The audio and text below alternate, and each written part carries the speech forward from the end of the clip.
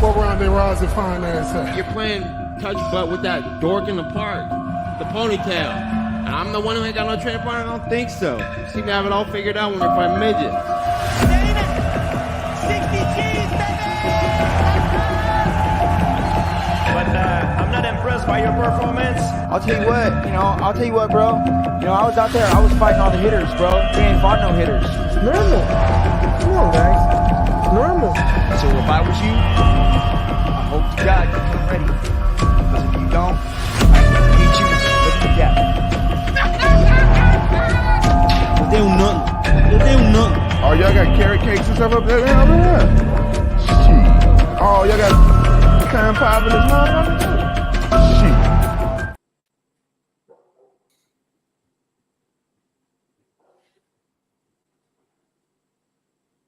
Stop Shakedown Whoa. this week, helping me break it down. Your mic's muted. Say that again.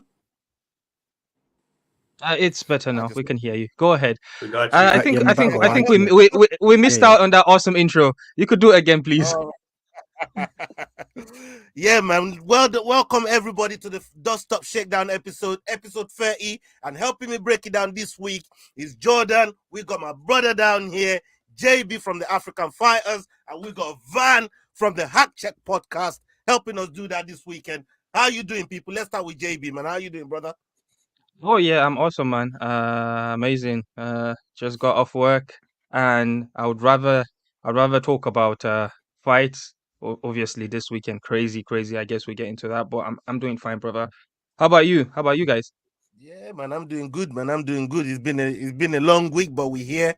And yeah, let's come to Van. Van, how are you? How are you doing? You good? All Thank you good. for coming up on the channel, man.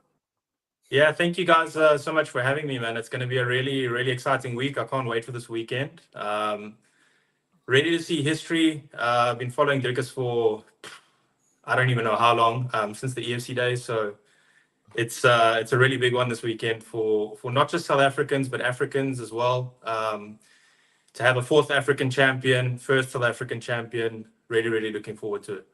Yeah, man, incredible. Jordan, how about you, Jordan? You good? You doing all right? Yeah, man. Good to finally have the first pay-per-view of the year. I know last week was a pretty good card, but there's something special about this one. And as the guys were saying, Drieke's opportunity to be the first South African champion. It's also the first chance for Sean Strickland to sort of prove that it wasn't a fluke. You know what I mean? There's a lot in the line in this one for him as well. To me, Driekus is one of the scarier fighters in the division. He's very much been looking better than anything we've seen recently. You know, no one's been able to stop Robert Whittaker like that, really, outside Adesanya. So, I reckon this is going to be some event. Really looking forward to it. Yeah, 100%. People, I want you to go and follow all these guys on their socials. HackCheck podcast. Go and follow them on Insta. We're gonna have the description. We're gonna have their handles in the description below as well. We got JB from the African Fighters, Jibril Aminu. Go and check him out on Instagram. He's doing a lot of good work on the African Fighters channel. And Cage Scribe. Go and follow Cage Scribe on Instagram, on Twitter. All his handles are going to be out there. Check it in our description below and make sure that you're giving these guys a follow. I see a lot of people in the chat. Carl Rossi, salute to you. Wolfgang, I see Kick him in the head. Salute to you, Yao, and your brother Shahid. I see you, man, doing your thing. Thank you for pulling up last week. And yeah, man, big up everybody in the house, man. As you're rolling in, please hit that like button, hit that share button, get our numbers up, keep supporting the hard work. And we got a lot to get through this evening. Oh yeah, before I jump on the first topic, I want to shout you out for your award show that you did the other day, JV. That award show that was banging too. I'm not gonna lie, but you lot dressed up, everybody looked smart. It was not, we even got music entertainment. You know what I mean? That was that was dope. That was dope, man. That was dope. What was the thinking behind all of that, man? For you guys to put it together and get the fighters to actually respond to you with like receiving award type video. What was the thinking behind all of that, man? How did you guys put that together? Actually, this is the second edition we've done. We've done something similar or something like this about 2 years ago. We skipped 1 year, and that was when we did that. We realized that oh gosh, I'm all over the place. Um, we did the first one we did. We had only 5 categories, but we were focusing on the popular guys. It was during the Three Kings era, bro, when we had 3 African champions, and we thought, oh, we should acknowledge these guys. But then when we did it, we realized how impactful it was with fighters feeling they were recognized, basically. And then this time we decided to do it with like 14 categories, and we decided to like kind of shine the light on mostly African talent based in Africa. And yeah, the reception was incredible, most especially on Instagram.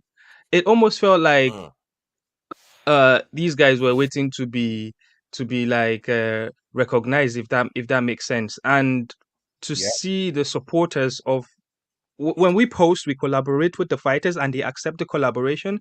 We hit them up like, yeah. yo, you won an award, could you send a video in? And they'll be cool about it. Send a video, they'll be really happy about it, even though we don't have award plaques. It was just a social media post to say you are the best fighter in this category, and they were really happy about that.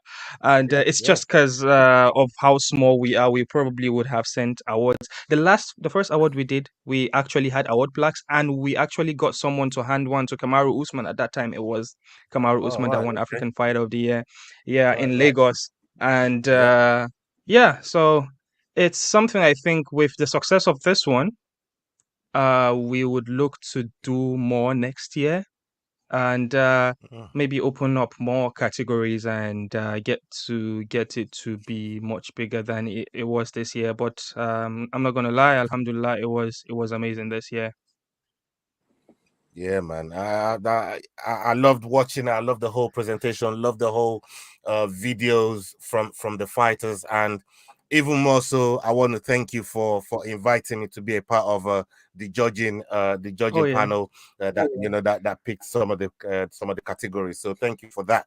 Really Oh, really I want to give appreciate a it. special So yeah, recognition about this to Farouk, Toby, Demola. These are the guys that were behind the scenes. And shout out to Chichi, yeah, by the way. Chichi is a yeah, South yeah, African writer.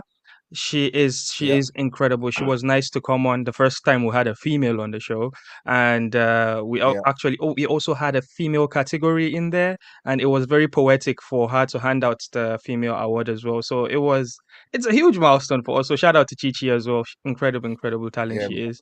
yeah, man. No doubt, no doubt, no doubt at all, man. It's big up to Chichi, and hopefully, we get to give her a shout as well, and get her to collab with us on the channel as well. So we're gonna be looking forward to that. Some news came up. UFC 300. The card was looking shabby. I'm gonna come to Van about this. Oh my UFC god, 300 yo, so sorry, card. sorry. For a second, I thought you had Dana on. I was I like, saw that video holy actually shit. today, so I was like, I knew it was a video. Holy shit, what's going on here? Sorry, go ahead. Sorry to interrupt. Oh, yeah, that would be one of the bucket list ticks if Dana was to appear on here, man. You know what I mean? But his picture would do nicely. You know what I mean? We'll take that. Van, sorry. Yeah, let's come back to topic. UFC 300. Uh, the card was looking shabby, and then we got the announcement: Gaethje versus Holloway looks like is going to be headlining that card. And then on top of that, when you look at some of the other bouts on there with someone like Leon and Belal Muhammad, But with that's still Zhang not Weili, officially been announced. yeah, but Leon that's and that's Bilal. what he's looking like. At least provisionally, Yeah, yeah. that's what he's looking like. But by all account, and all the signs are pointing to that. And we got Zhang Weili and Yan Xiaonan. What do you mean that whole card? I mean, when you look at the card initially, it looked like you know for UFC 300, it looks, what I mean, it's supposed to have a lot of meat on the bone, but it didn't look Yeah. like it to start with. But with this fight with Justin and Max Holloway, please take it away. What's your take on it? Like, if you look at UFC 100, they pretty much pulled out all the stops to get Brock Lesnar. The timing was right and everything. So they had Brock Lesnar there. Then we went to UFC 200. It was supposed to be Jones, DC, and then Yeah. Jones didn't make it. And then they did DC and Anderson Silva. And then out of nowhere, Brock Lesnar had to come and save the card again. I've seen talks of Brock Lesnar coming to like seeing. I mean, I guess it makes sense now that USADA's gone, that Brock Lesnar would be considered. They're looking at possibly Brock Lesnar and Aspinall, which I think might be wishful thinking. For me, it's still a bit light. I'm very excited for this fight, but if you think UFC 300, you want to have, the baddest man on the planet, which for the UFC is the heavyweight champion. So that's gone. Your next best thing is the light heavyweights. And Alex Pereira could still be added to this card. It could be Alex and Ankalaev, or it could be Alex and Jamal. We still don't know. I'm still hopeful, especially if that fight doesn't happen, that Dricus and Kamaru, not Kamaru, sorry, Izzy, headline that UFC 300 card. I don't know where Izzy's at with his injury. And then have Leon as well. And then have the BMF title probably third from the top. As crazy as that might sound to some people, because it's going to be such an incredible fight. I just don't like the gimmickness of the BMF belt. No disrespect to Gaethje holding it, but it's still a bit of a gimmick belt for me, which Jorge Masvidal never actually lost. So he's still the champ to me. But in terms of that fight specifically, I think it's amazing. You'd speak about two fighters that are not going to take a back step. I'd like to see what Holloway is going to be like at 55. He takes all the damage and punches, and he walks straight through them at 45. But Gaethje is like, from fighters, even Khabib, Islam, they've said he hits like a truck. So that's going to be the big question mark in that fight. How can Max take those big shots? Yeah, 100%. I'm of the same thinking with the gimmick of the belt, the BMF belt. I'm of the same sort of thought process, but I know Gaethje didn't really wanna. It weren't really feeling the title like that, but because of who he had to fight to get it, he'll take that. If it leads to like him being like number one contender, maybe by the time you look at Oliveira, maybe it might be Justin Gaethje next to see somebody like Islam Makhachev. JB, let me come to you. With this fight that we got on the horizon, especially with Justin Gaethje and Max Holloway now headlining the UFC 300, do you think it gives any advantage to Justin Gaethje to go out and now, if he wins that fight, call out somebody like Islam Makhachev, or do you think he'll drop stocks, especially if he loses to somebody like Max Holloway that's just coming into the division? In my opinion, I think Gaethje already deserves the title shot, even before defending the BMF belt, which has never happened before. As Van said, the whole BMF gimmick is just funny because it has no rules. They just choose to use it however they wish. And also, you did mention if it's going to be the main event of 300. And to be honest, with the much expectation that has been set on UFC 300, I feel like a Gaethje Max Holloway main event is a bit of an underwhelming, if that makes sense, because I we was feeling fans, most overwhelmed. especially we the fans, most especially the casual, and I'm a very big casual. Uh, we are expecting like a crazy fight, something that that we would not naturally get from the UFC, because a Gaethje and a Max Holloway fight can happen anytime, even if it's not a 300. So a 300, I feel like something crazier. And even the Zheng Weili fight, I feel like it's not a UFC 300 material.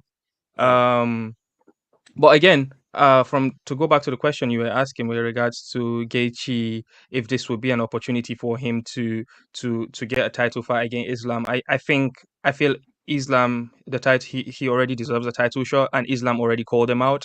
Islam made a tweet about fighting Gaethje in June, so I feel like the title fight is out there for him. If he, well, he's gonna fight in 300 now. I feel he just took it because he feels it's gonna be an entertaining fight, and he feels he's gonna beat Max Holloway. And most of us do think he's gonna beat Max because Max is smaller. So yeah. So I think Gaethje just took this fight for that reason, for hype reason, because it's 300. Yeah. Okay. Cage Scribe, Jordan, let me come to you. We've just heard there from JB talking about, Islam already called out Justin, so that fight is kind of out there.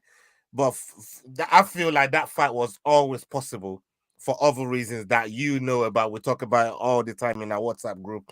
They both got the same manager, Ali Abdulaziz. Is the common denominator here that puts all is all. I mean, you go and look at a particular fight card. If you don't see 3 or 4 of his fighters on there, it's not really Ali card. You know what I mean? So, but from your perspective, how reasonable is it for this fight to eventually happen between Islam and Justin Gaethje, supposing it gets past somebody, because you can't be talking about Islam and then go lose to somebody like Holloway, especially somebody that's just coming into the division. Please give me your take on that.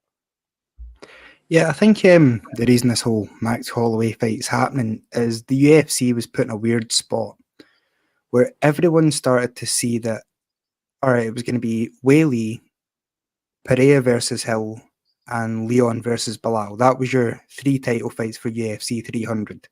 And everyone unanimously went, meh. You know what I mean? Like, no one was really interested. Gaethje was only putting this fight to sort of bring some hype back to the card. I don't know what they're going to do now, because Alex Pereira's been tweeting out about how he's going to be on UFC 300. He keeps saying it. But then Bilal seems convinced he is as well. So is it going to be 4 title fights on UFC 300? Yeah. Anyway, back to the main question about Islam. I think this fight is irrelevant to any title picture. This is like Max Holloway came up and fought Dustin at 155 once. Dustin beat him badly. Now Gaethje's just slept Dustin, so this fight doesn't make any sense as far as rankings go. It's purely a fan matchup that they're hoping Gaethje gets through unscathed and maybe can do the 8th of June card. I don't really like this fight for Max career-wise. I think he could get badly hurt in this one. I know he doesn't sort of get knocked out, but he still takes the damage of someone that's been knocked out. You know what I mean? He's I think this one could be a dangerous fight for Max, to be honest. I mean, I've when got a you look question at for you guys. Yeah, Do you guys think Max Holloway ever fights for the title at 45 if Volkanovski says champion? Is there much I don't point? think because I don't think they do that fight. So if you look at Max, he's got no other option almost to go up to 55 and do something like this. And there's 2 parts to this as well. So I just want to add it as well. I think Justin Gaethje could eliminate himself out of the title picture whether he wins or loses here, because it's so close to June, and you've got Sarukian and Charles Oliveira that are fighting as well. Now, both of them could be a solid challenge for Islam, but I'm a big Arman Sarukian fan. I think Arman Sarukian is going to beat Charles Oliveira, and I think he's going to go, and he is the guy that can beat Islam. And I think because of how close that first fight was, I think that's where they might be leading to in June. So Justin might know this and just go, well, guys, I'm out of that title picture. I'm 0-3 in title fights. Max Holloway is a fun fight. They're going to pay me a boatload of cash. I'll just do it. Yeah, I'm with you on that one. The thing here as well, from what you're mentioning, if we think Max Holloway is gonna see the title again, especially at 45 with Volk there, I don't see it happening. I don't think they're gonna make another fight with him and Volk. Volk literally has to either lose the rematch, because he's entitled to immediate rematch if he loses that 145 title. So he's gonna have to lose the rematch before Max even gets to see anything. And Max got to, he's got to keep momentum going on at 145 as well. So there's a lot of variables for Max to even get to see the title. But I think coming in at 155, if he can knock off a top fiver like Justin Gaethje, all of a sudden, is already, he's already in that rankings. And whilst we know the BMF title is gimmicky, it's got nothing to do with 155 or even the rankings. It's just two men fighting for that belt.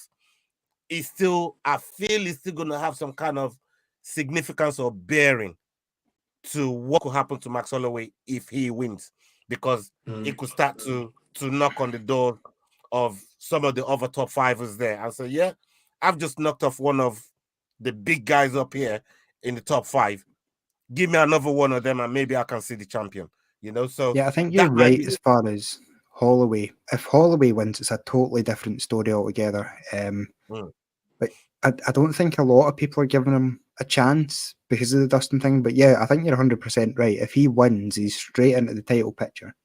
The same can't really be said for Gaethje, I suppose. Yeah, and this is it's almost a no-win fight for Gaethje. Yeah. The beauty of it for Holloway. There's another fight on this card. And let me come to you, JB. Yuri Prohaska and Alexander Rakic. Like, this is a title fight in itself. And it's just part of the card. This is when you look at that bout. These two guys are crazy as well. Like, for me, it's a bout that could headline a pay-per-view. It could headline a fight night card. And it's part of this 300 card. What do you make of that bout? I think certainly it's not going to get to the judges. The light heavyweights, they hit very hard. Prohatska, I don't think I've seen Prohatska go to the judges before. So it's gonna be a banger for real. Again, I still feel like with the hierarchy of with the way the card is, I'm not sure if it's it probably should open the main card. That's how I feel UFC 300 should be. That sort of fight, Prohaska's fight, should probably start the main card, and then we get bangers on top bangers till we get to the main event. That's how I feel.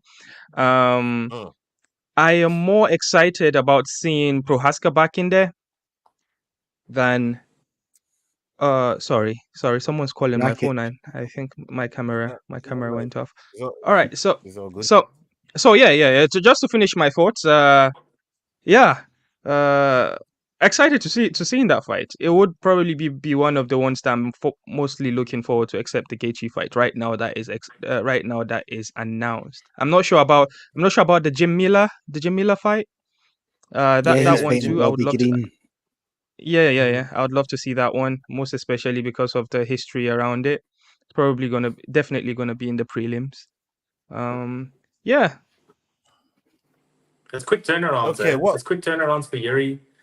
I mean, it wasn't a brutal knockout, but Yuri was out. I mean, he said by himself, it's a very quick turnaround. I know it's 4 months or 3 months away, but Jim Miller, he was a little bit not banged up, but yeah, I mean, fighting 3 months apart is especially with all the mileage that Jim Miller's had on, it's quite a quick turnaround for him to be on 300. But he's got to be there.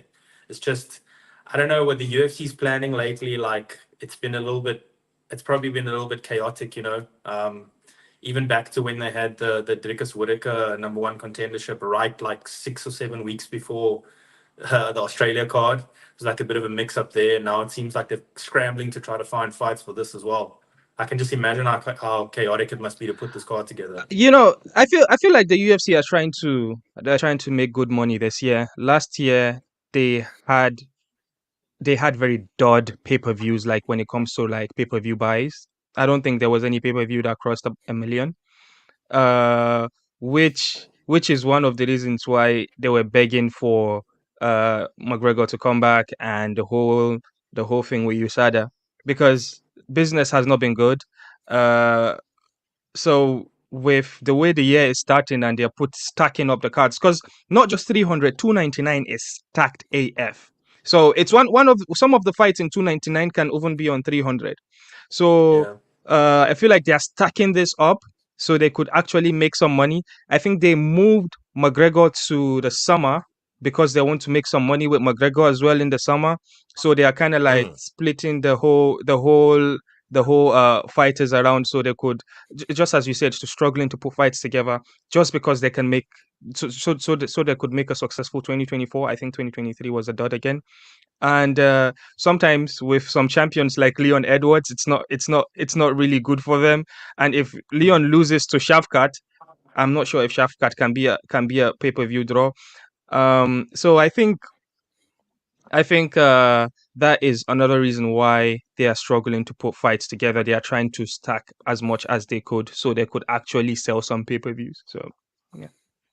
Yeah, I still think correct. What do you think of the potential of, say, like a Leon and Islam? Because the one thing Islam's been saying, and Van as well, you can chime in on this. The one thing Islam has been saying is, listen, I've done you two favors, going down to no, staying at 155 and allowing 145 champion to come and fight me twice. I've helped you, UFC. Yeah, I want the double champ thing now. I want to go up to 170 and face the winner between Kobe and Leon. Now that fight happened. Leon's won. So where does that leave Islam after, say, his next fight? If he wants to get that out of the way and say maybe he stays champion, does that really happen? Do they give him the chance to maybe after Ramadan or something like that, and see maybe he can get a shot at Leon? I think if Leon, sorry, me, I'm talking as from a promoter's point of view. So I'm looking at what makes money, and that's what Dana White does basically. I feel Islam staying in his division will have more money fights than him going up to fight Leon, because Islam and Charles Oliveira is crazy. Islam versus Justin Gaethje is crazy. Now with Max Holloway in the mix, that's another banger. But if Islam goes to the welterweights, let's say he fights Leon Edwards, right? And Leon Edwards has not been a proven draw right yet. Islam himself, I'm not sure about him being a proven draw yet, right? But if he goes to the welterweight, let's say he beats Leon Edwards, what next? He's going to fight Shavkat. He's going to fight Bilal Muhammad. Who is in the welterweights to make money for them? It doesn't make sense. So I feel Islam is going to definitely stay, no matter how hard he tries to. I don't think he has that controlling power, that kind of power that Easy has over the UFC to be like, I'm going to the welterweights. Just like how I laugh when Leon says he wants to go to middleweight and get that. It's never gonna happen. So, so, Van, yeah. Van, please comment on this and let us know your thoughts on this very topic here with Islam, Leon, and all this double champ situation that these guys are always. I remember back to like years ago when it was like a rare occurrence when somebody was like, I want to go and like BJ Penn did it. Or Randy Couture did it, but like because he was up and down between divisions. But BJ Penn was like really went and did it when he went and took on GSP. And it was like this special thing, right? And right now, everybody's like, I want to go up. Volkanovski wants to go up, but okay, fair enough. I mean, he cleared out his division. There was no one left. He was lapping people, okay? Now, like we say, Islam wants to go up. I'm pretty sure if Dricus wins the title, he's also going to want to go up because, I mean, he's huge for 85. Leon is not so big for 170, so I've never seen Leon in person. But I've seen them I've seen Dricus in person. So I mean, I would advise against it. The dude is huge. So there's weight classes for a reason. And I think, it's becoming too much of just a thing of saying, I want to go challenge up, before you've even like defended the belt enough times. I think Islam's defended 3 times or twice. And that was against the 45er twice. And he had I forget who his first defense was. Leon's defended now. He's defended twice. It's not enough times before you go up. And again, as a promoter, you're 100% correct. Like, if you look at 170, there's more fights that can be made at 170 than Leon going up to 85. There's more fights that can be made at 55. All the names that you mentioned earlier, but then also you've got Sarukian in there. You've got Gamrot. You've got so many people at 55. I think it's a bad idea for Islam to want to go to 170. He's big for his division, but Leon, for me, I mean, he beat Kamaru Usman twice. And Kamaru Usman is much bigger, great wrestler, better striking than Islam, stronger than Islam. I know fight maths doesn't make sense and it doesn't always check out, But I think it's a horrible idea for Islam to do that. Unless he's thinking of retiring soon and he just wants to get money fights. I think it's a horrible idea for Leon Edwards to want to go up to 85. I think until you physically see Dricus du Plessis in person, because I'm going off Dricus winning this weekend, but Sean Strickland's not much smaller than him. Until you physically see the dude in person, you don't realize how big these guys are that are above you in a weight class. And we all like the fantasy of saying, yeah, someone's going to be a two-weight champion or a champ, whatever. But I think all of these guys should just stay in their divisions, maybe clear it out a couple of times. Maybe Volkanovski can get a chance if the title picture changes 55. But I'm not 100% sure Volkanovski is going to beat Taporia. Just the early, for me, I think there's a lot of chance for Taporia to win. So Yeah. long answer, but I think they should all just stay in their weight divisions. Cage Scribe. Let me Well, come I to you. think about that, I feel like Pereira, with how huge he is and how hard he hits, I feel like Pereira can be that guy that could go to the third division into the heavyweights. I feel like him and Aspinall is a very close fight in my opinion. A lot of people would Really? favor Aspinall in that fight. I feel it's gonna be a close Disagree. fight. So I think it's a mismatch. I think Aspinall wraps him up so fast. Yeah, Aspinall is huge. Aspinall wraps him up real quick, bro. Like he don't even got that jiu-jitsu, man. He don't nah. It's a bad if he tries it with Aspinall, it's a bad idea. I bro. agree. Well, in my opinion, I feel he can cause some problems to Aspinall, but yeah, I do understand if you would favor Aspinall on that one, 100%. Yeah, Pavlovich hit Aspinall flush and he didn't buckle, or pretty flush. bro. And Pavlovich is a I'm not beast. sure if you remember Aspinall making quick work of someone like Volkov, bro.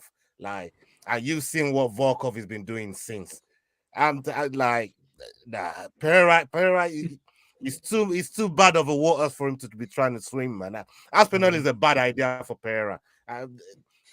If I'm looking at for Aspinall right now, especially when we're talking about jiu-jitsu as a heavyweight, maybe people like, I don't know, a Sirugan or Jones would probably be the guys that can really be in and around that skill level, in my opinion. But I wanted to come back to you, Jordan, on the champ stuff that we was talking about earlier on, because Van was making a point of fighters need to stay in their weight classes, maybe clear it out a couple times. I don't mind people going up within the 10-pound variation. It's not so much of a jump coming out from 135 to 145, 145 to 155. I think that's a good jump. You know, it's not too it's not too bad to make up. And sometimes it's so visible when we see somebody like Shevchenko fight Joanna Jędrzejczyk. You know, you just see the weight difference is just there. The power difference is there, even with 10 pounds. But jumping 170 to 185, we're now talking 15 pounds. Jumping 170 to 85 to 205, the jump just gets bigger, all the way from 2 to heavyweight, right? So what's your take in terms of the weight classes? Because there's been a lot made of cat weight bouts as well, and Dana don't said no to all of that, where you can kind of meet in the middle, so the off balance is in there. What's your take on all of that? Yeah, I'm sort of along the same lines where I wish more people would stay in their divisions. When a fighter sort of won one fight as champion and he's talking about how he wants to be double champ, it used to be something you had to earn. There had to be a reason that you were the guy that got to do this. But there's obviously, you've got guys like Alex Pereira, where he couldn't really make 185 much longer, so went up. I understand those types of moves. Or DC, who was sort of staying out of heavyweight and didn't want to fight against Cain Velasquez, so kept himself at light heavyweight. But it seems to be every second champion now wants to move up a weight class or move down a weight class. I think Islam, he's a weird one. He's about 6 foot, isn't he? He's quite a big sort of lightweight, so he might be one of the guys who can fill out and go up. But yeah, I don't particularly like it. I feel like it stops us always seeing the best matchups in each division. Yeah. But we might not get to see Leon versus, I hate saying it, but Bilal Muhammad, who is, it, for as much as we might hate it, is the rightful number one contender, him or Shavkat. But instead, both those guys might have to sit out because Islam gets a shot because he's more popular. Yeah, I don't want to see guys moving up every 2 weeks. I'm good. Yeah, 100%. Okay, let's move on to the next topic on the docket. We got the PFL, and big up to HackCheck podcast, bringing that up earlier on in the chat. Salute to you, Yao. I see you. We got PFL versus the Bellator champs.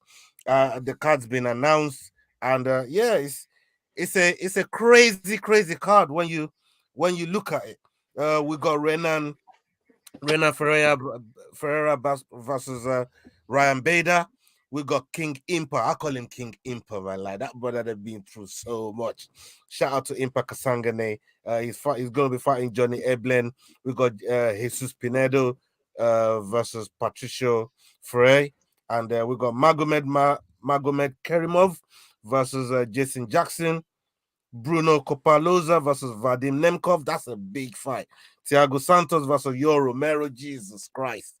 I mean, the list just goes on. Aaron Pico versus Braga. We got Collard versus AJ McKee.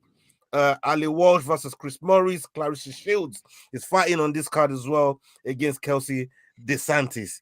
Van, this one for you. Like, what are you making of this? This card's crazy. I'm just looking at the names on the card. I'm excited, bro. I don't know about you. Please talk to me. Very, very, very excited. I mean, I am a big Attitude Era fan of wrestling, and I remember the invasion Oh, angle. you be my guy. You're my You guy. remember the You're my invasion guy. angle? Yep. WCW. Yeah, Yep. yeah, exactly. So the alliance coming and trying to take over WWE. So it's like Hmm. all this fantasy booking again. We all love fantasy booking. Obviously, in pro wrestling, you can do it as much as you want because it's predetermined. But here we're doing it in real life. You know, on our weekly talk show, my co-host Jack and I spoke about Yeah, shout out to Jack. now, you know, Francis going over to PFL and us not getting the John Jones fight. What about the UFC and the PFL co-promoting? And we like came to the determination that it's never going to happen because the UFC is just going to say, you know, we're the A side, we, you know, proving a point. We don't need Francis and what. But now with the PFL acquiring Bellator, all of these fights and making it happen straight away. It's actually, you know, sorry, to bring it back to MMA, it's giving me the vibe of when the UFC purchased Pride. Do you remember that? So Yeah. back in the day when Pride was so big, but then they got bought out by the UFC, poor Dan Henderson, Dan Henderson had to defend 2 titles, one against Anderson Silva and the second one against Rampage. So they're unifying the titles essentially. But yeah, crazy card, some really good fights. I'm really keen to see Ryan Bader. Ryan Bader was my favorite fighter before he fought John Jones, and then John Jones became one of my favorite fighters. So it's really good to see that he's still around. Yoel Romero, that's crazy. He must be pushing 50. And then there's a whole, I mean, from top to bottom, that's stacked, you know. I just want to say, and then this is not in the fights itself. We spoke about promoter hats earlier. How does the economics of PFL work? Because I know they're doing this card in Saudi, and maybe this is a bit off topic, but like, I just don't know how the economics works of PFL because, as far as I understand, the pay-per-view bars are not that good.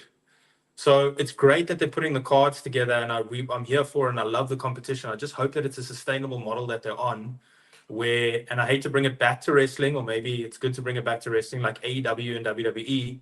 It's great to have the competition, but there's also question marks about, you know, with the salaries that people are getting paid, if it is sustainable. So if you guys maybe know, like, do the economics make sense to you guys? Have you thought about that Um, yet?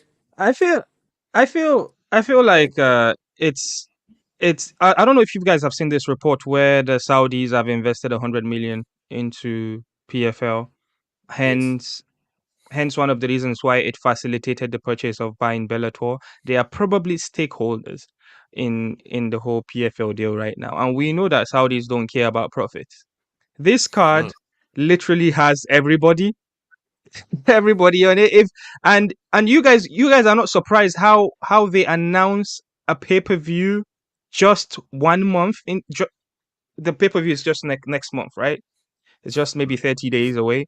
So there's also the deal of the Riyadh season going on, and Riyadh season ends in March. So they would want to put it in Riyadh season before it ends. And there's also like events going on in Riyadh season, so they're finding to put it in because like there's got the Usyk fight and they've got the Anthony Joshua fight as well, still in this season of Riyadh season. Hence why it Yeah. was announced very quickly. And Uh-huh. I don't think they are in the business of looking to make money now. They are just in the business of splurging. And they are me to me a lot of questions. I have a lot of questions. First of all, if they fight for a title, they haven't mentioned if there's going to be a title. If they fight for a title, what is it going to be called? Is it going to be a PFL Bellator title, or is it going to be a PFL title? And if that happens, what happens to all the Bellator assets? Say the social medias, the YouTubes, and everything. What happens to Bellator if they are just going to be PFL now? And are they going to continue doing their PFL tournament? Is this what it's going to be? Are they going to be doing the $1 million Grand Prix situation that they do?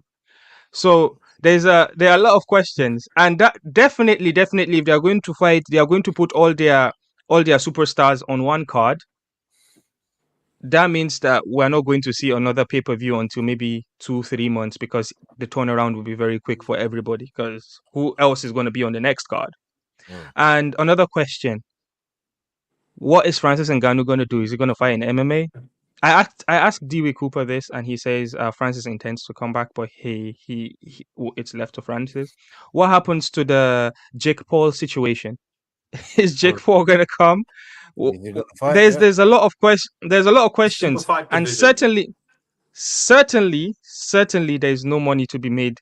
As you said, there's no, so to start figuring out how they're going to make money, I don't think they're going to make any. And I don't think they care about that. But one thing is for sure: they are going to know if people, if their stars, if their big fighters are actually stars by how the pay-per-view will do. Because I think this is going to be their first pay-per-view. They've always been on TV. They never really sold any pay-per-view. This will be their first attempt to do that.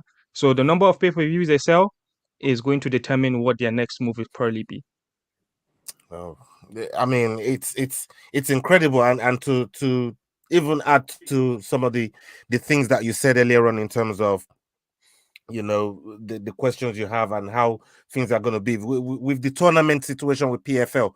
Bellator already runs that type of uh, uh, uh, package anyways, Grand the way Prix, the way that yeah. they run that tournament style as well. So I think it'll fit into some of what Bellator's already got going on in terms of how they manage the Bellator assets moving forward, the social media, and even some of the talents on there that that Bellator already got. I don't know whether they're going to cut some of them, whether they're going to give some of them new contracts, improved contracts. I still don't know how it works. Even with this bout that they got here with Renan Ferreira and Ryan Bader, I'm hearing there's no title on the line, even though both of those guys are champions. Because what are you going to call the title? Are they going to be champ for different promotions? Like, I you're don't think right. they have the answers. They don't have the answers to. We've got I more think questions than I think answers. that Yeah, I think that they are trying. They're going to wait to see how successful the event is going to be before they probably start plotting. I don't think they even know if they are going to go back to their regular season, which, to be honest, it's very difficult for casuals to follow. But Mm. and the money comes from the casuals. So if you obviously they've got a lot of smart people there, they would have to cater to the casuals. So they might likely drop the whole regular season thing. But I guess it depends on how the pay-per-view will do so. Yeah. Yeah, let's see how all that pans out. What about you, Jordan? What's your take on this whole card? How they move forward after this card? Because there's a lot of big names on there that they could have probably used to build future cards coming up. But like JB just said, the turnaround is going to be too quick for any of these guys to actually come back. It's a banger of a card. But what are you making of the whole PFL and Bellator addition and the card's being announced in the way that it is. Yeah, I think I don't think anyone's got a real clear vision of what they want to do with this yet.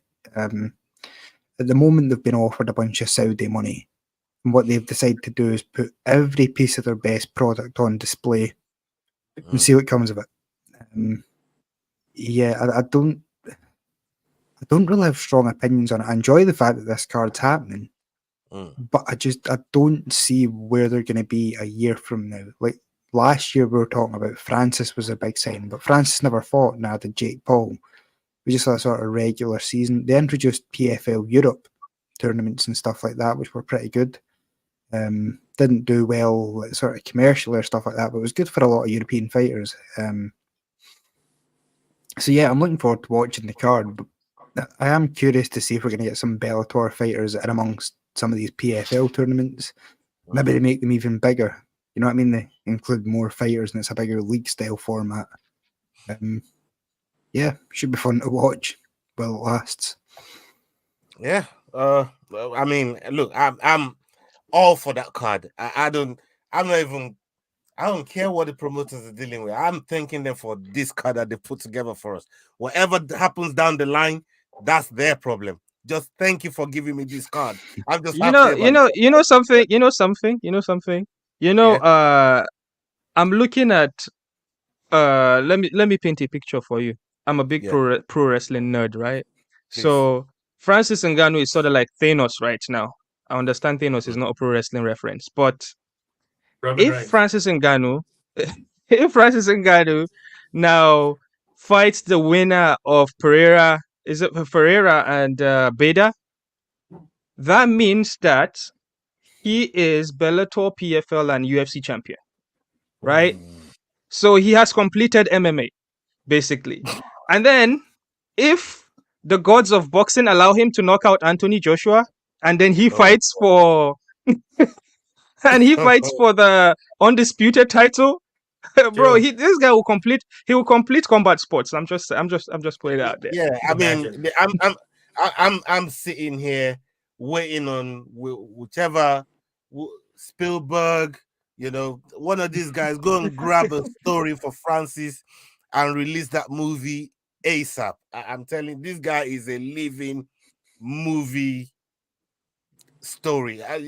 It's just crazy when you look at all his accomplishment, especially where he came from to where he is now and what he's doing with people doubting in the first place, saying he fumbled the bag and all of that. It's just crazy from where he was to where he is now. Guys, salute to guys, Ngannou. just to continue from where you are, pro wrestling nerd again. I like stories. If Francis Ngannou movie is made and the final scene of the happy ending is his first UFC fight with him getting a UFC contract, that's a perfect movie. But in reality, because of how crazy his life is, that is just the beginning of his story. Literally getting signed into the UFC and then him falling out with Fernando Lopez, falling out with Dana White because he wants to do boxing that he promised himself he was gonna do, fighting Fury, leaving the UFC, betting on himself. That's another totally incredible story. It's crazy how much there is to tell about this guy. So you're saying they should do sequels? Francis Ngannou 1, Francis Ngannou 2.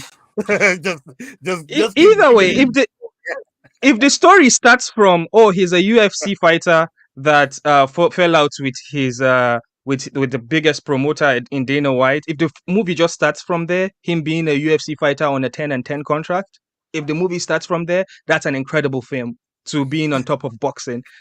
But the crazy thing is, it's goes way back. The whole thing that happened in France, the whole thing that happened in Spain or Italy when he first came across, the whole thing that happened in Morocco or Algeria before all that story is crazy. And if a movie is made, if some people would not even believe that it's actually happened to someone.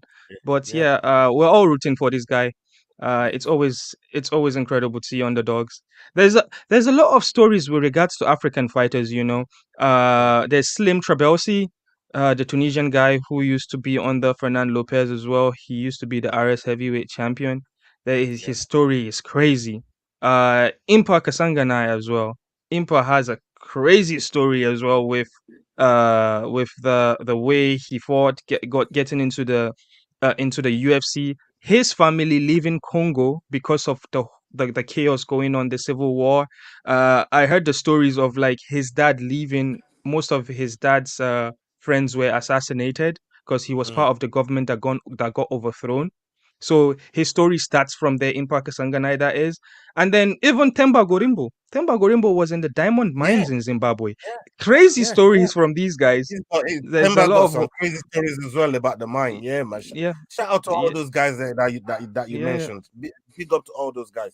And I got one more topic to get to, but before I get to that topic, because I'm leaving it to the end on purpose, right? The whole Dricos Sean Strickland. We're going to talk about that just after this topic here, but we got a connoisseur of EFC promotion over here and some of the fighters in Van. And you've met a lot of these fighters. You speak to them on a regular. So do we over here on the Fight Week show. And we know that the African fighters also got links to some of these fighters on that roster. But I wanted to talk to you about the 125 and 135 division. There's a lot going on there between the gifts of this world to Melo, to Melo, Marangera, and Terrence. Terrence Balelo, and we can even throw Zulu Warrior in there. What's your take on what's been going on in and around those guys, and where you see these guys, maybe even in 2024 or early 2025? That's for you, Van. So I spoke to Graham Cartmel, the matchmaker and vice president. And then I had the opportunity to meet the president of the EFC as well at an event here. And I said to them that, like, obviously you've got your Mark Humes of this world. You've got guys like Luke Michael. Luke Michael's in a unique position where he's a champion at 85, but he really actually is a 170 pounder. So if he really chose to, he could. He's fighting in April, by the way, defending the 85 belt. If he defends that and really wants to make a push for the UFC, he can go down to 70. He's able to do it. He can make the weight. He'll be comfortable there. He won't be drained out. And he can look at getting 2 belts. Because let's be honest, 2 belts is what is like almost an automatic. I mean, Champion Dolce did it. Dricus did it. 2 belts is also almost automatically going to send you to the UFC. I mean, even Mark Hume, as impressive as he is, if he had another belt, straight to the UFC. But I said to them, between your 125 pound division and your 135 pound division, it's a unique position with the madness that Terrence did on winning the 135 interim belt on 10 hours. Because it's so crazy, because Terrence is a 125 pounder winning the interim 135 belt. You got the 135 champion. Sorry to cut you there. That's somebody else with another crazy story. Just saying. Terrence is another one with magnificent He literally, story. Yeah. I don't know his 100%. story. I would love to hear it. Yeah. That's the Black Panther kid, right? Yeah. Yes. Yeah. Yeah. I would love to hear his story. that shook things up so crazy, because it's, for me, it's obvious. Zulu's the 135 pound champion. He's talking about going to 125. It's obvious he wants 2 belts. He's in the CIT setup, so he'll get a bit more eyes on him. But now with Terrence, with Tamelo, that's my guy, the Tamelo. Shout out to Tamelo. That's the person, him and probably Terrence I'm most excited about. There were so many options, because you could have had, now Terrence could have like gone back to challenge Gift for the 25 belt, could have unified at 135. Then whatever they do, you leave the other division with Tamelo. But now Tamelo's shaken things up completely, and he's going to UAE Warriors. He's actually fighting the same weekend as Dricus. So now you're left with one less person. But I think, I mean, obviously I'm backing Tamelo to win. And if he wins impressively, the dude he's fighting was on the road to UFC show and everything. So I'm pretty confident if he puts him away, he's got a good shot of at least being on the Contender Series. So that's one person going. But I think between Terrence, Zulu, and Gift, with those 3, there's so many fights you can make at 135 and 125. And I think the best chance, other than, like a 2-way champion, maybe Luke Michael or Mark Hume going up to the UFC, which is also happening on Friday. And he should make it. I think the next best spot for them to get somebody is from there, unless Iga Cabeza can sort things out and get I the mean, call up. I believe Igor Cabeza. He's so talented. He should already be, in the Yeah, UFC. Or I wanna ask Van, because Van is more in the know. What is the delay with Eagle gets crossing over to the mainstream? I believe it's his passport. I believe he's got passport issues. So he's. I'm not 100% sure, so I could have some inaccuracies. But as far as I know, he was born in South Africa, but he doesn't have a South African passport. But he also doesn't have. He doesn't actually. Yeah, I mean, I don't know. He needs a passport. So He's originally from, his roots are Congo, and he was born in Congo, South yeah. Africa. So, Yeah. oh, So okay. I don't know. That was what I saw. But I mean, talk about somebody that's beaten like the best of the best. And I mean, record speaks for itself. Young guy, super impressive. I don't know. I'm hoping that it is something small like that, and they can sort it out quickly. But as far as I know, that's the issue. it's absolutely insane. And I want to stick with you, Van, because one more question that I wanted to ask you in relation to some of those guys that you mentioned earlier on. But this is in Luke Michael's division as well. And shout out to Luke Michael. He's a good friend of our show. We love Luke Michael over here. There's a lot of killers over there at 185. We got the Bandus. We got Yako Duplessis from CIT. Shadrach. We got Blami Shadrach Unsua. Like, what's your take on that division and the craziness that's going on there? Because JP Kruger as well. Shout out to JP Kruger from House of Tinkerbell.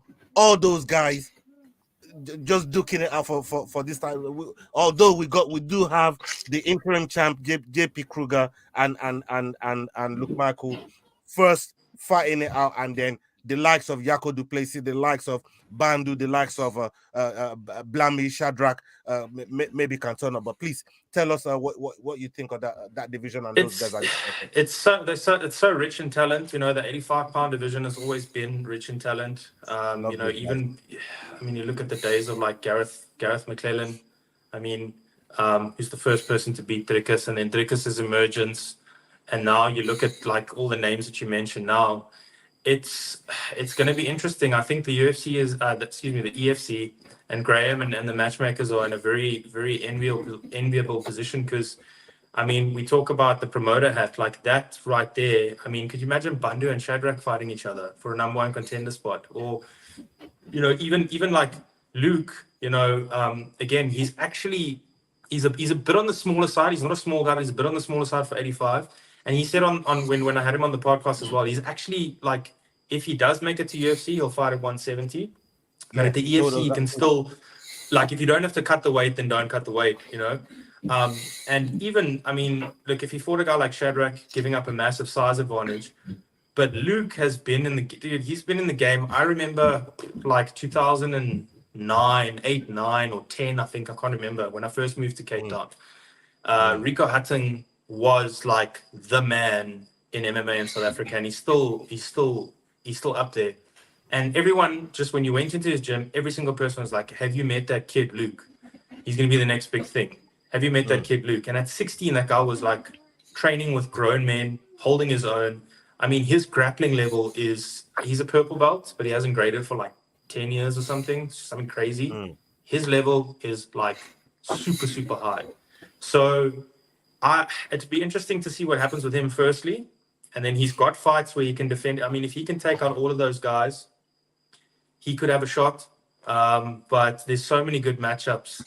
I mean, JP, you mentioned JP. JP's like a seasoned veteran, hasn't lost a lot of times. Great guy, great fighter.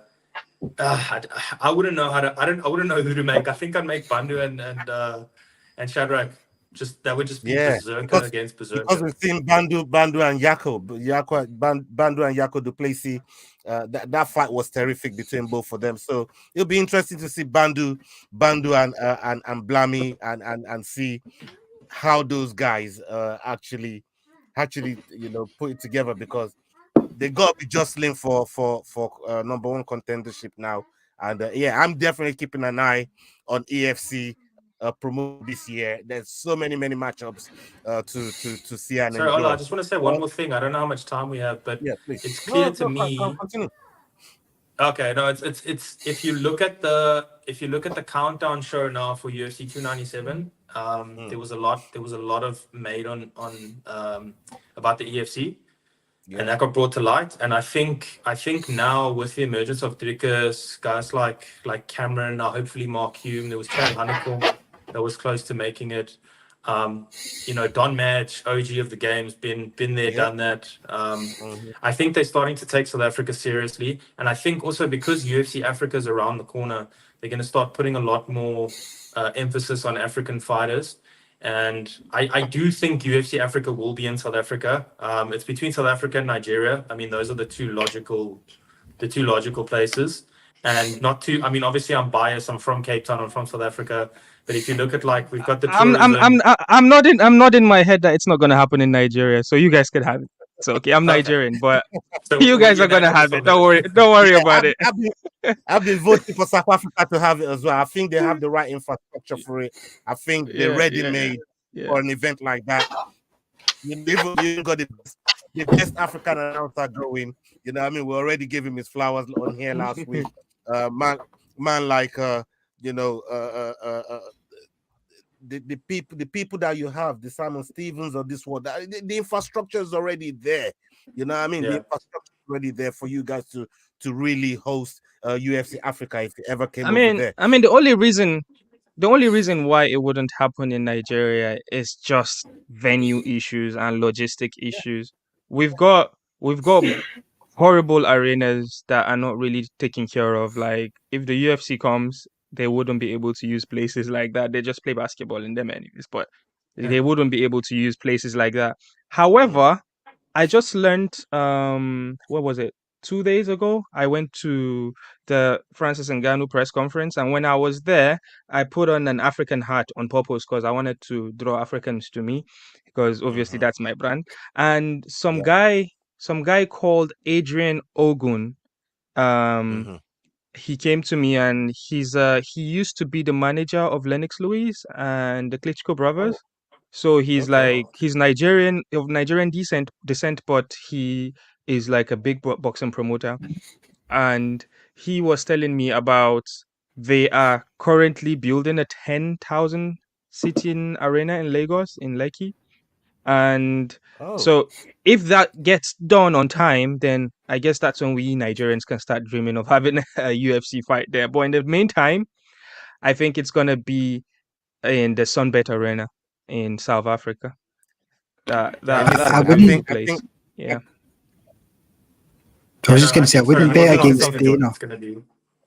Sorry, go ahead. Sorry. Oh no, I was just going to say Go on, Jordan. I wouldn't bet against Dana trying to sort of recreate the Rumble in the Jungle just for the imagery alone, going to the Congo, where Zaire used to be.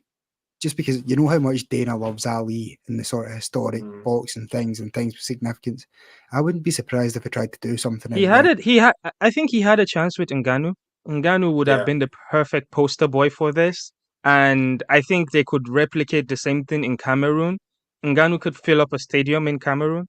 They could have done something there, but I don't think Rumble in the Jungle could happen with the way I know Nigeria is. Like we've got Lagos, we've got Abuja, we've got these places, but the standards of Rumble in the Jungle and the reason why it was what it is, it wasn't pretty, it was chaotic, which brought all the hype into it. And there's an understory with regards to the dictator in Zaire, the former Congo at that time, who funded everything and brought people just to show that he's got power and all. And I feel uh, for that to be replicated, it would likely have been Cameroon. Cameroon has the only dictator. Cameroon has a dictator there now, hence why they hosted the AFCON and did what they did. It looked nice, but I don't want to throw Cameroon under the bus or whatever's going on there. But if Rumble in the Jungle could be replicated, it would have been perfect with Francis Ngannou. And with that out of the picture, no, I don't think it's gonna happen with Easy or Kamaru Usman. So yeah.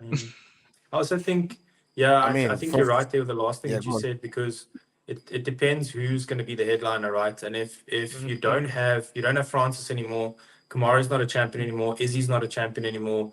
If they're maybe looking at doing it this year, if Dricus is a champion, then of course, I mean, that's you do it in South Africa. Only Bro, the time it might biggest go to thing, Nigeria. what I wanted to happen poetically, what's supposed to happen is after we saw the whole uncomfortable conversation exchange between Drickers and Easy in the cage, and that point Easy was the champion and Drickers was a challenger. The poetic thing to happen now is for Easy to be champion and sorry, Drickus to be champion and Easy being challenger, and then coming to South Africa to try to get that title. I believe even Easy Oh, would want that story to play out that Oh. way because he will feel like I'll come to your country and I take your title away, and then Drickus will have what he wants. He wants to be a champion in South Africa, defending his title in South Africa. I think it's a win-win. UFC could put the whole UFC Africa brand on it, and I think it's going to be a home run. But again, it depends on Dana and his people. Right now, they've been spoiled by the yeah. Saudis and the what do you call them? Middle Easterns. Yeah. That they pay to have these events in their countries. But if UFC are going to do an event in Africa, they probably would do it at a loss there with regards to ticket sales and all that. But then maybe they'll make their money on pay-per-views anyways. But Yeah. they would rather have more money because they're a big company now with the whole Endeavor merger. You being a pro wrestling fan, you understand what that means. And you know who's called Nick Khan. Nick Khan is one of the smart guys in WWE now that they make cities and countries bid to host WWE pay-per-views now, and UFC being in relation under the same umbrella of Endeavor will probably take the same model, which is going to make UFC Africa hard to happen because difficult to happen because no African country is going to pay for UFC to come. So UFC would just have to go out of the limb and come themselves. So I don't know if that would be encouraging for them, but I guess we'd have to see. And I think that's the only issue that is going to probably stop UFC Africa from happening. The fact that WWE has this model going on and UFC will probably want to emulate it. Well, Dana said Yeah, it is we'll- happening we'll- apparently there's one in Mexico and South Africa, and they've got to build a PI first. So if you see a PI being built in Nigeria or South Africa, then we'll know. And then like a year later or so, Yeah. there'll be UFC Africa in that country. Happening. Yeah, man. I want to get to this last topic here. And this is UFC 297 main event. We got Sean Strickland versus Dricos. And I'm gonna come to you first, Cage Scribe. Jordan. This fight here, we've seen we've seen Sean Strickland warning Dricos, telling him, boy, if you bring up my childhood again, I got sharp knives for you, brother. You know what I mean? I will chef you up. That's what that's what I was talking about, right? I was talking about he will chef man up. Jordan, tell me what you make of it, especially from what you seen with the initial brawl that happened in the last pay-per-view. Talk to me. Yeah, You might want to mute the video. Okay, there you go. yeah, yeah. I believe him. I think that at this point, I mean, like, you know, I think the UFC fucked up initially by putting those two guys together, and yeah, it just should never have been that way. I'm not saying it's right that Sean Strickland is threatening to stab Dricus over some words, but I think you should probably take the threat seriously. Yeah, it's just this sort of crazy point we've gotten to where Sean Strickland is this unhinged yet champion. I really don't know what you can say about Sean Strickland saying he will stab Dricus if he talks about his childhood again. You know what I mean? I guess. Yeah, sure. I mean, Van, you spoke to Dricos's Coach Neil. Shout out to Coach Neil and shout out to all those guys at CIT doing what they're doing over there. You talk to him extensively. What's been the build up, especially the mental warfare that's been involved in this fight or this bout and the build up to it? What's that what have you gathered from talking to Coach Neil and your own perspective on that fight in itself? I think the biggest thing is like nothing you say to Dricus can phase him really, you know. Or his team. I think they just go out there, they're quietly confident. You know, people have in the international MMA scene have only really caught on with after the Whitaker fight of how good Dricus really is and what he can do. And us in South Africa and you guys as well, having seen EFC previously, will know, and even KSW, how good Dricus was. So I think it's a thing of just, you know, there's that whole saying of like, I hate to say fake it till you make it, but it's kind of like you have to act like the champion before you are the champion in your head. Like, you know, when they asked Conor McGregor, how does it feel to have 2 belts? And he said, it feels familiar, right? I think that's where Dricus is at in his mind. Like, his mindset is bulletproof. I mean, you could see it even when they weren't going to give him a title shot to what looked like Khamzat. I asked him about this as well. Like, what did you make about Khamzat being a front runner? And he just said, like, I'm not going to sit and mope around and wait. I'm just here to fight. I'm here to beat everybody.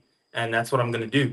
And I don't think he cares about, you can say what you want to him, you can go in any level, but you know, the big thing for me is like with Strickland's been the guy that's been doing that. And now when it's being done to him, listen, childhood trauma is nothing to joke about, but I mean, there's 2 parts to it, or 3 parts to it. There's the fact that Strickland can give it, but he can't take it. That's not good. The second part is when you're looking at trash talk or when you're looking at fighting, you've got the sportsmanship side. So, like, for example, if you and I are going to fight each other and we're both good sportsmen, then, you know, we have like gentlemen's agreements or whatever that is. There's definitely a line in trash talk where you can go with that because there's things that are off limits.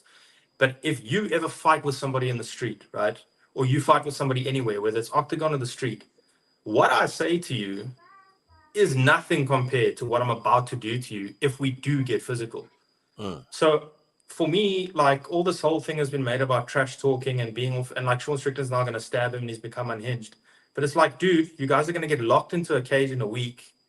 Like he can say whatever he wants to you. It's not going to be, it's the whole sticks and stones thing. It's going to be nothing compared to what you're going to do to each other in the octagon. So it's just a weird situation for me. I think Dricus is definitely in his head. I think, you know, it was like 2 sentences and he got in his head. I hope for Sean Strickland's sake that his team is going to get him back on track, because if he goes in there, fights emotional, becomes reckless, he's going to get seriously hurt.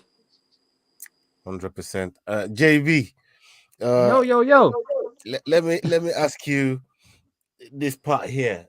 Dricus, after that brawl on that pay-per-view, the police came to arrest Sean Strickland, and you know, UFC was apologizing to Dricus, saying, you know what, we fucked up, really and truly. We should never have put both of you there. I was on a watch along with Cage Scribe, and I said, there's no way these two are about to fumble the bag and start brawling. And then just after I finished that that sentence, both of them got to it. I'm like, oh my God, what's going on here? I can't believe what the hell I'm watching, right? So they've come to apologize to Dricus and said, look, you know, we're sorry, we fucked up, putting you both together like that.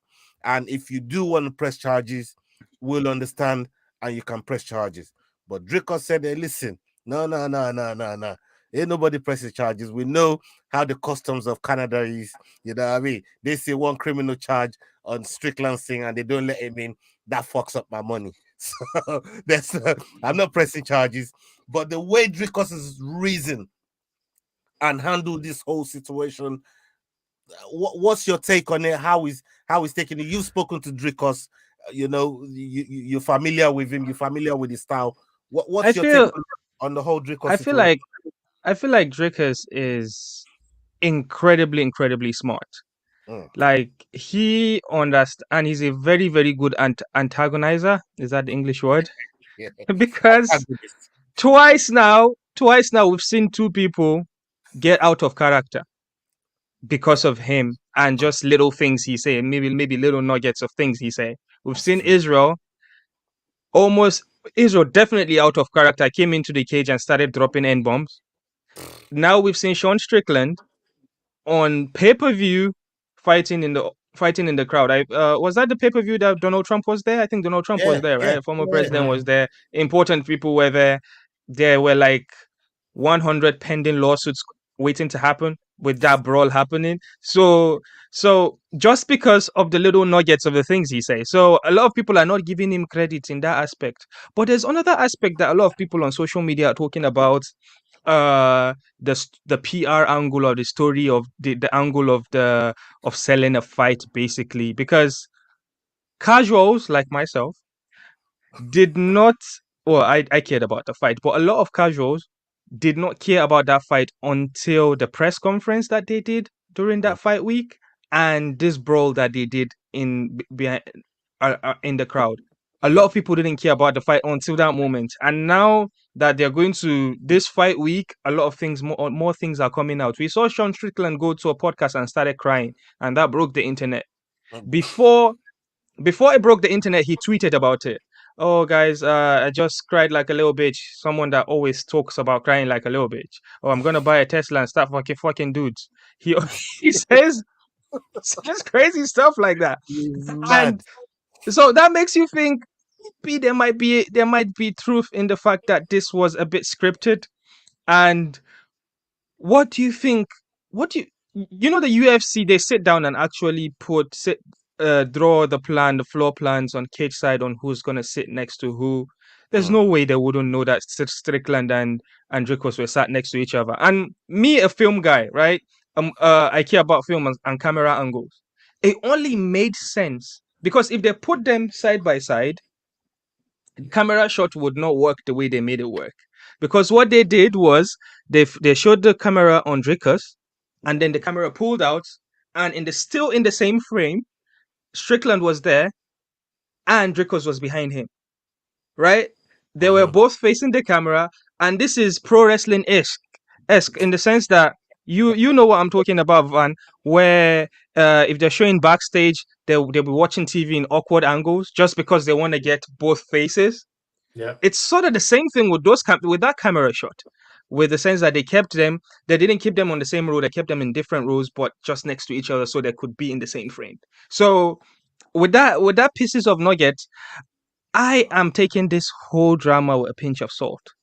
I kind of feel like these guys are selling a pay-per-view. So but again, if if if they're selling a pay-per-view, that contradicts what I said about Dracos being in people's head with little nuggets. But again, these are just points I'm just throwing out there.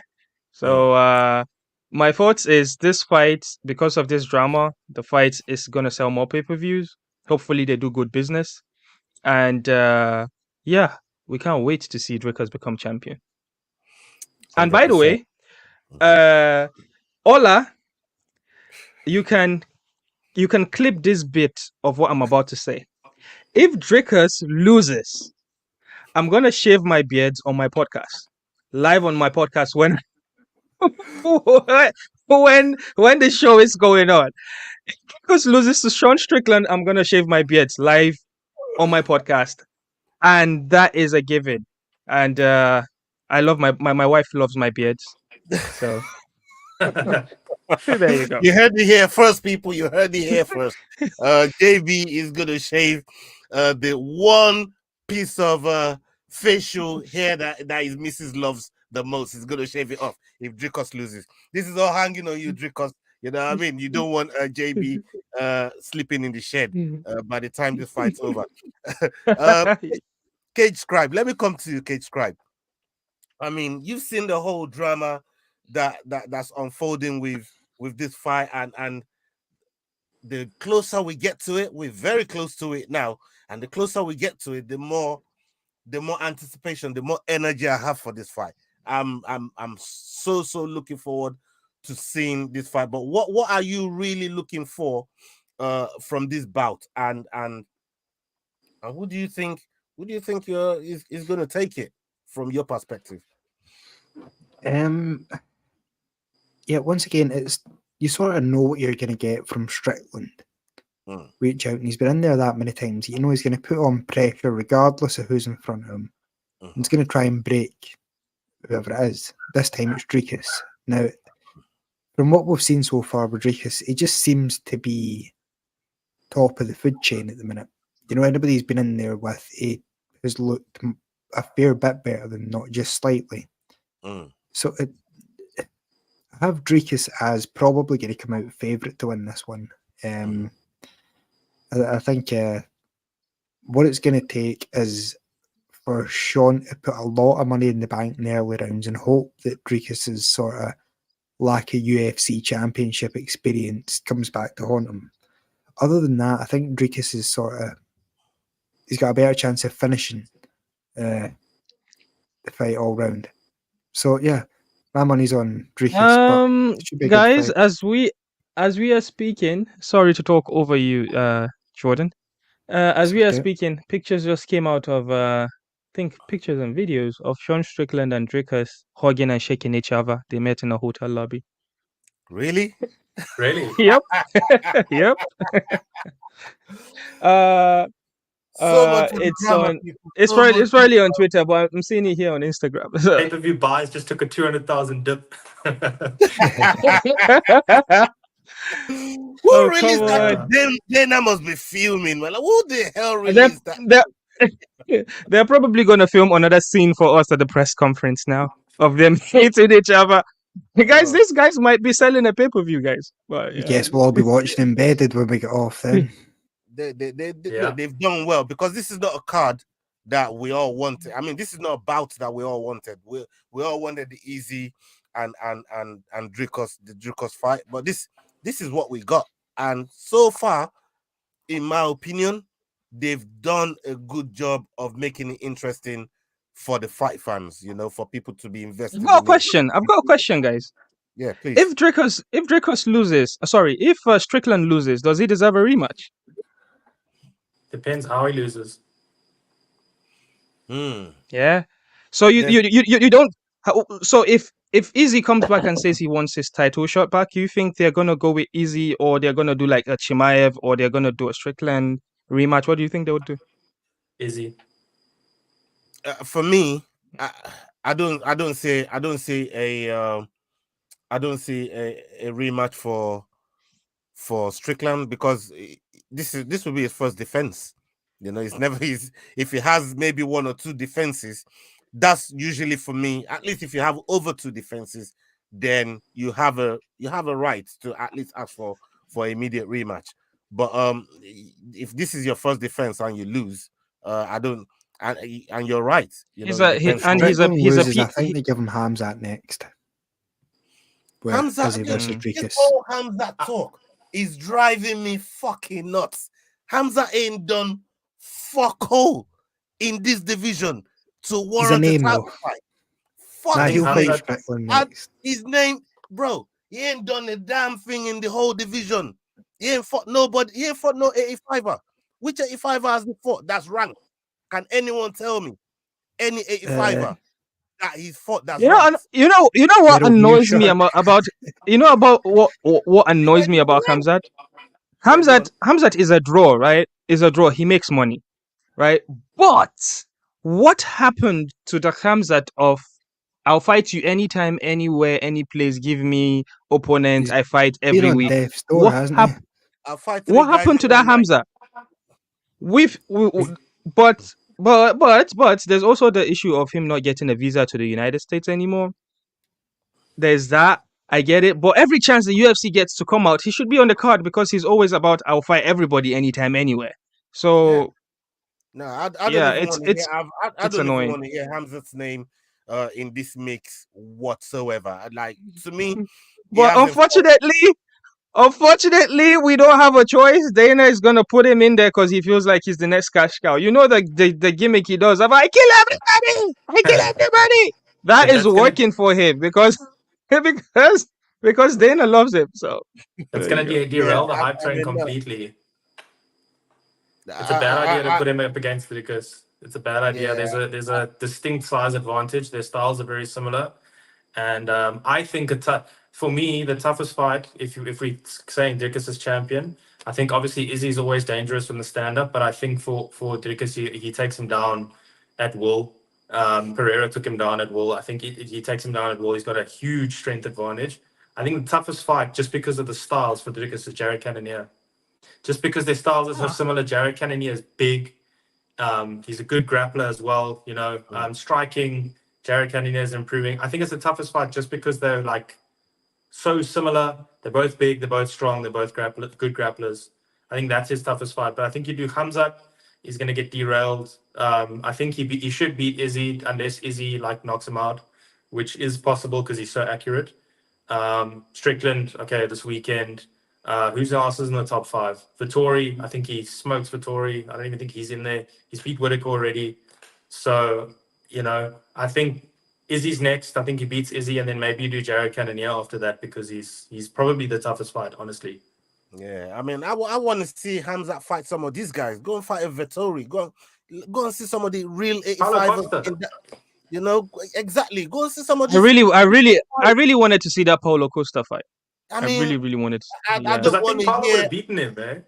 Yeah, man. Yeah, I think he probably would have beaten Paulo Costa. Don't you agree? It's possible. Well, Costa's a hard fight for Hamzat, man. I mean, he's struggled to keep. Oh my God, Costa is such an idiot, man. If Costa can stay standing, I think he can do damage to Hamzat. It's all about Hamzat. With Hamzat, it's all about like you just don't want to get taken to the ground. Yeah.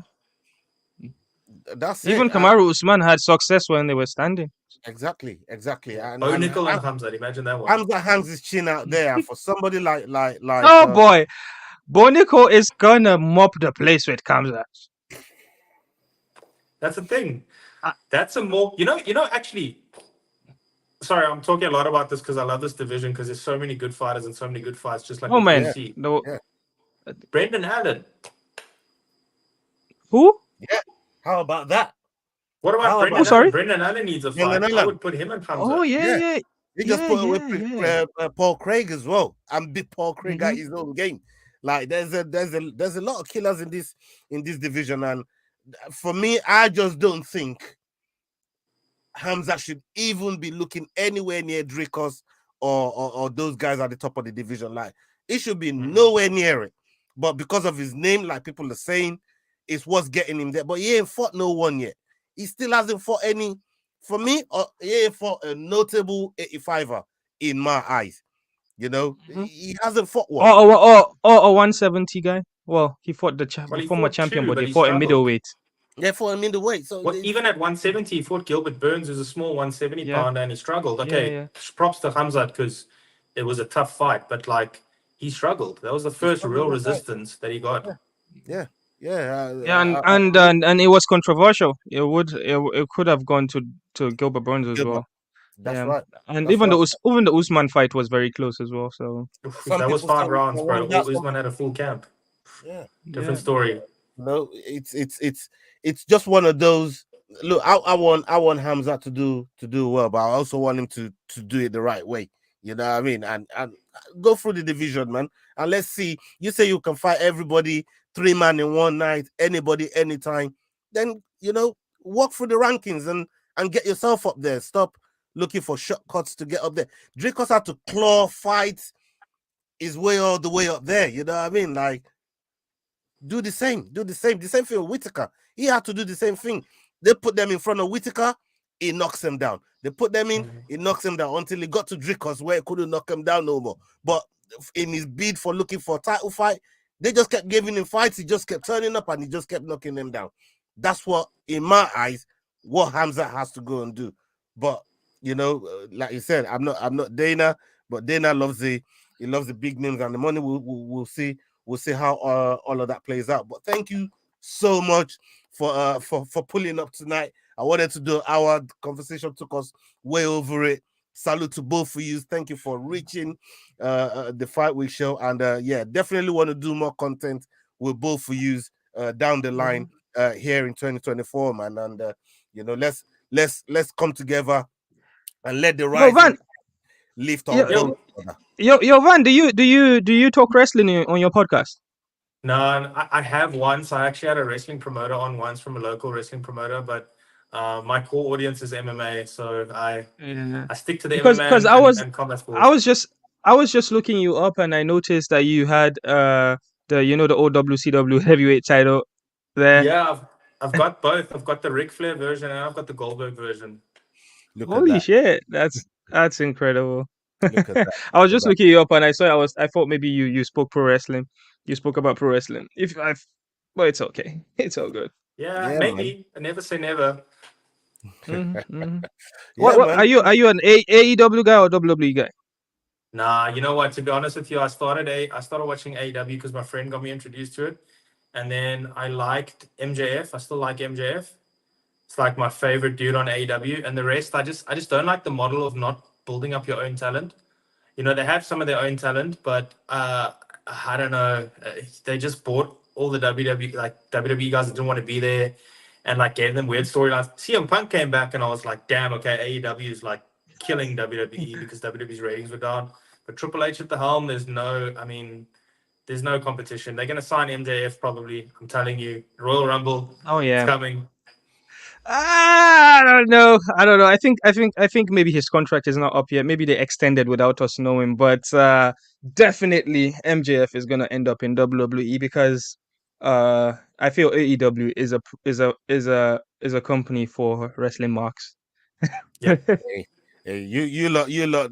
I mean, this is something that's alien to me. This AEW, Sorry, thing, sorry what I about mean? that. Parallels, Sorry though. about There's that. parallels because I get excited when I run into a pro wrestling fan, but like I was in the when I went for the Anthony Joshua press conference. Right. I met this guy. I think he's called Fight Night Live. He's got a YouTube channel for boxing, and then he told me he was pro wrestling fan. Dude, we spent the whole time talking about pro wrestling. He's such a nerd as I am. We spent the whole time talking about pro wrestling when Yeah. history was happening in front of us. Oh, God. Yeah. No, it's crazy. It's crazy. But you know, I'm sure Yeah. all of us will come together at one point. You know, what I mean, do more content together, and Yeah, definitely want to you know, ask both of you at some point back on the channel and Yo, you know, reaction on it. Yeah. I'm just gonna put one, just give you one hint. Ola, yeah. Mhm. So whenever there is a press conference for the UFC or whatever going on, Yeah. and you just send them an email, bro. They would send you accreditation. Is that the word? Yeah. Credentials. And yeah, credentials, yeah. So there are a lot of like interview opportunities there. Yeah. This was my first press conference and it was incredible. I did notice that you would go to the Octagon event in Newcastle. My one of my partners on the show is representing us up there, so he's got his Oh, okay. credentials and he's going to be representing us up there. Yes. Yeah. I was like in a room filled with all the boxing heads, man. Like it was like 80% important people and 20% us. You know, That's incredible. it was incredible. And I'm not really big on boxing. I didn't know half of them until after I got back home. I was having like regular conversations with there's this guy called Gareth Walker on Talksport. Right. I had no idea who he was. We were just chatting. We're talking because he saw me wearing an African hat and was talking about it. We were just chatting. Meanwhile, I was meant to be interviewing him. I had no idea who he was. So yeah. Also, I was asking the other guys there about how to go about getting the UFC press credential thingy. Just shoot them an email. They would send you a form to fill. So yeah, just giving you a hint because we are all in the same community, aren't we? We'll deal with that. Thank you very much for putting that up for us, man. And then people, Yeah. up onto the next video. This has been HackCheck Podcast. The African Fighters JB over here. Please go and follow their socials. Go follow their pages. Go subscribe to their channels and show them some support, people. And yeah, we're all one community. Rising tide lifts all sheep, and that's how we grow together. And up onto the next video. Hasta la vista, people. We're out. Salute. Thanks. The Fight Week Show. Hey guys, this is John Anik from the UFC. You're watching the Fight Week Show. Please subscribe.